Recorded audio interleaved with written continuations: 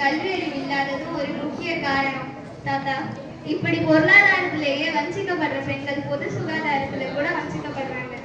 அது எப்படி? சராசரி ஒரு மனுஷனுக்கு உயிர் வாழ்றதுக்கு ஒரு நாளைக்கு 2400 கலோரி உணவு தேவை. இதுல கர்ப்பிணி பெண்களுக்கு மட்டும் ஒரு நாளைக்கு 2800 கேலரி உணவு தேவை.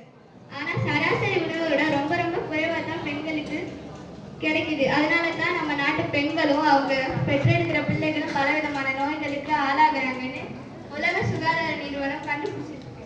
உண்மைதாமா, நடைமுறை வாழ்க்கையிலையும் பொருளாதாரத்திலையும் வஞ்சிக்கப்பட்டு, சமூகத்திலையும் வஞ்சிக்கப்பட்டு, சமூக அந்தஸ்து பறிக்கப்பட்டு நிரந்தர அடிமையாக இருக்கிறாங்க பெண்கள். சம உரிமையும் கல்வி அறிவையும் அளிக்கப்பட்டாதான் நம்ம நாடு எல்லா துறையிலையும் முன்னேற முடியும். தாத்தா, இப்ப இன்னும் புரிஞ்சு போச்சு.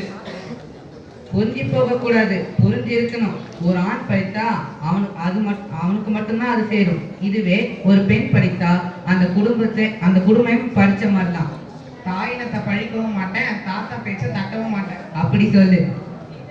நன்றி.